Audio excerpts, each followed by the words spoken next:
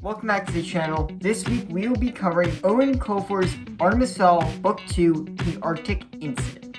If you've been enjoying these videos, please do not forget, like, share, subscribe, and hit the notification bell so you do not miss any of the videos. As always, format for the book review, summary of the story, pros, cons, and my final thought and ranking of the book.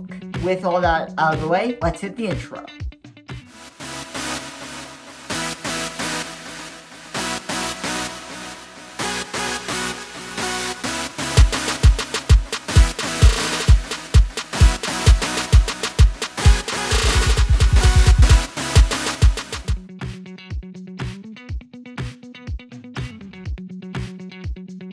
So, this book takes place shortly after the events of the first book. Everything's more or less settled down between the LEP and Artemis. Holly is back working for the LEP, but she's still under review for what happened in the first book. And Artemis is still trying to figure out where his father is. But pretty soon, all this piece changes when Holly discovers that the Block Hell, the Goblin mob underworld, has been doing some serious smuggling with someone up on the surface. And automatically, Holly is like, we gotta go look at Artemis because he is the one person up on the surface who actually knows about all of this. So the LEP go and abduct Artemis to try and figure out if he is actually the person on the surface who is helping the Block Hell. Before Artemis can be mind wiped and sent back to his home, he convinces the LEP that they need his help to find their Mudman and to figure out who's been behind this. And in exchange, the LEP will help Artemis rescue his father, because in the beginning of this book, he had gotten a message from the Russian Moffia about a ransom demand that had finally come through, and Artemis hatches a plan to rescue his father, but it hinges on having the LEP help him rescue his father.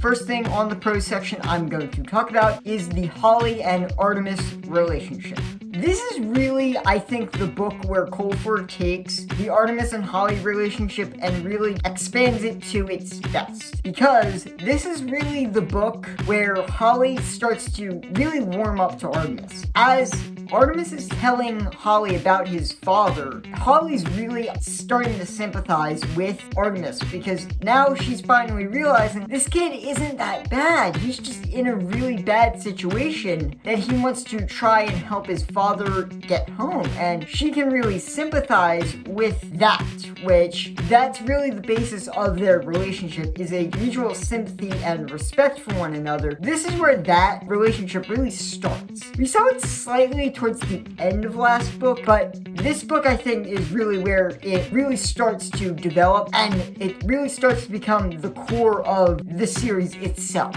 Second thing, I'm going to be talking about Mulch Diggums. I actually really enjoyed Mulch in the first book as sort of the main source of the comedy for the book. Like, Mulch is a very funny character, and Colfer just continues to make Mulch Diggums really funny when he's bouncing off of Artemis, Holly, Root, and everyone else. He's just got some really funny interactions with all of the other members of the book. So I really enjoy that Colfer was able to find a really good balance between having Mulch be the comedic side character, but not having him be so annoying that I start to hate him. I really don't hate Mulch. He's a really funny character, and that really does come down to Colfer's writing, and I really do enjoy what he did with Mulch in this book. Colfer just reminds me with his writing why I love this character so much. Third thing, I'm going to be talking about Artemis separate as a character. Again, Colfer does a fantastic job with Artemis, particularly showing and exposing more of Artemis's humanity. Again, Colfer did this really well in the first book when we got those moments where Artemis had his self-doubt about what he was doing. Those were some really good points that Colfer did an excellent job with in the first book. But this really, I think, takes those points and expands them into a new aspect for Artemis's character. Because as Holly points out at the end of this book, Artemis has really changed, really for the better, because of his interactions with the people, with Holly, with Mulch, and with everyone. He's really changed and come into his own as a very good human being, and the significance of them parting as legitimate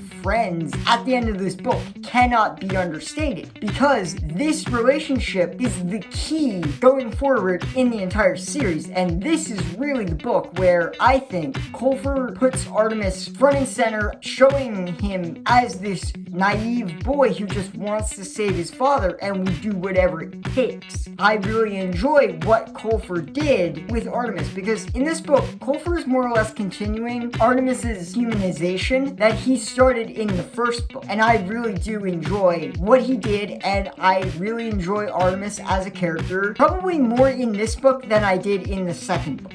Fourth thing I'm going to talk about for the prose section is how Coulter ended the book where he started. At the start of this book, Artemis is having a conversation with his school counselor, and the counselor, Dr. Poe, asks Artemis a question: who do you admire? And at the beginning of the book, Artemis rattles off Archimedes, Albert Einstein, and a couple of other really famous mathematicians. But Poe's like, those guys have been dead for a while. Who is someone that you admire that is actually alive and that you actually know? And at that moment, Artemis is stunned. He has no answer.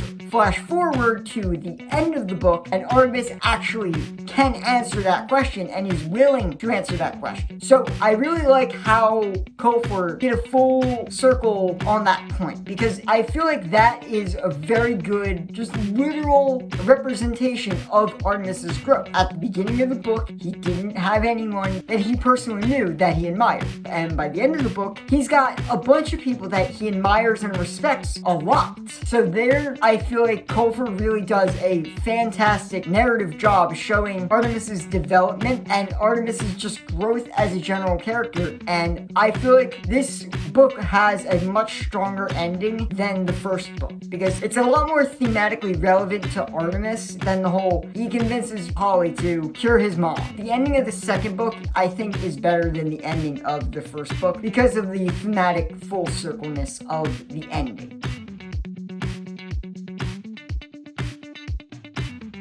Jumping into the con section, I'm going to be discussing Opal Cowboy. I have a couple of major problems with how Cowboy works as a villain, particularly for this book, and as the series generally goes forward. So my major problem for Cowboy in this book in particular is she's more of a secondary villain than anything else, because she's only bankrolling the Goblin plot. She's not the head of it.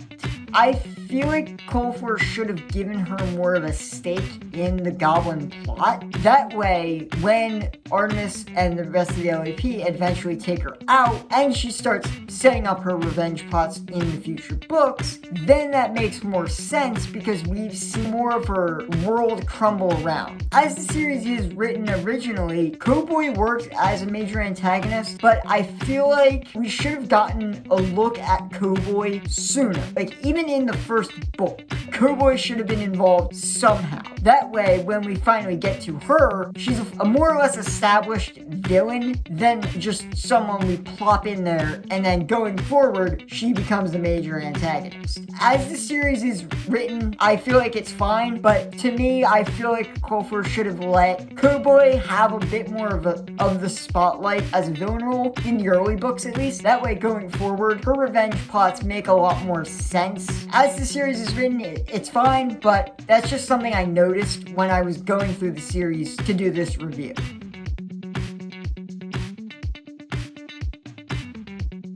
Final thoughts on the book here. I definitely enjoy Arctic Incident. It is a very good book, a very good successor, and worthy successor at that, to being the sequel to Artemis Fowl. It continues a lot of what I love with Artemis's character development. Holly and Artemis's relationship is awesome. Mulch is hilarious. Everyone just bounces off each other very well, and I really love the Arctic Incident. It's a very good book and a really good sequel to a really good starting book.